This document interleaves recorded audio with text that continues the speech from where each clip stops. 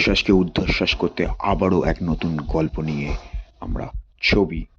এই গল্পটি শিলিগুড়ি শুকনা ফরেস্টের এক সত্য কাহিনী।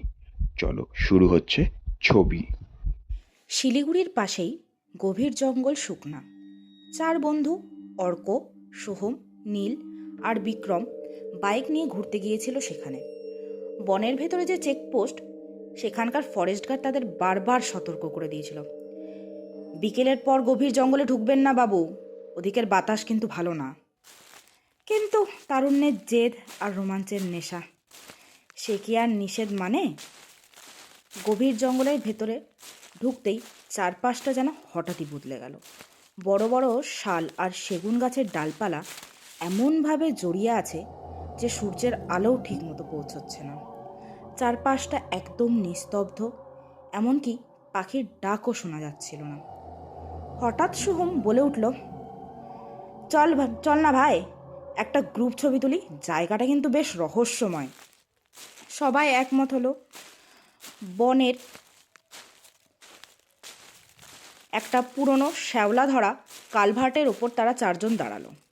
নীল তার স্মার্টফোনটা টাইমার দিয়ে একটা গাছের গুঁড়িতে সেট করে দিয়ে দৌড়ে এসে লাইনে দাঁড়ালো।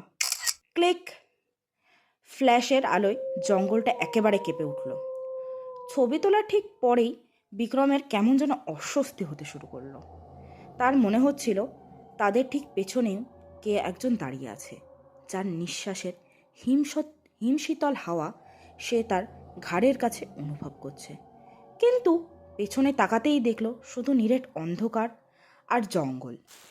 তারা দেরি না করে দ্রুত বাইক নিয়ে শহরের দিকে রওনা দিল। শিলিগুড়ি শহরে ফিরে এসে একটা ক্যাফেতে বসে নীল ছবিটা গ্যালারি থেকে ওপেন করতেই চারজনের রক্ত হিম হয়ে গেল। ছবিতে তারা চারজন পাশাপাশি হাসি মুখে দাঁড়িয়ে আছে ঠিকই, কিন্তু একদম বাম দিকে সোহমের কাঁধের ওপর একটা ফ্যাকাশে হাত রাখা, আর তাদের ঠিক মাঝখানে আবছা কুয়াশার মতো অবয়বে দাঁড়িয়ে আছে পঞ্চম এক ব্যক্তি। তার পরনে একটা জীর্ণ ফরেস্ট গার্ডের ইউনিফর্ম, কিন্তু মুখটা একদম অন্ধকার। সেখানে কোনো চোখ, নাক, মুখ কিছুই বোঝা যাচ্ছে না, শুধু চামড়াটা কুঁচকানো।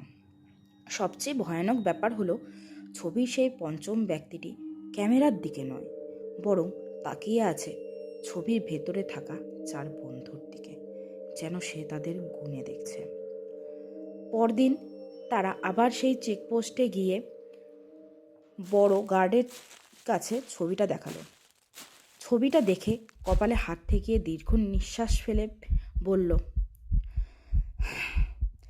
আপনাদের বারণ করেছিলাম। 10 বছর আগে এক গার্ড এখানে নিখোঁজ হয়ে গেছিল, তাকে আর পাওয়া যায়নি। সে আজও সঙ্গী খুঁজে বেড়ায়। অর্ক খেয়াল করলো আগের দিন তোলা সেই ছবিতে এখন আর 5 জন নেই, ছবিতে এখন মাত্র 3 জন। নীল আর বিক্রম ছবিটাও যেন ধীরে ধীরে আবছা হয়ে মুছে যাচ্ছে। শ্রোতা বন্ধুরা, তোমরা শুনলে ছবি। পরবর্তী সত্য কাহিনী নিয়ে রুদ্ধশ্বাসে আবার ঊর্ধ্বশ্বাস করতে চলে আসবে খুব তাড়াতাড়ি। তার আগে তোমরা সাবস্ক্রাইব করে নাও।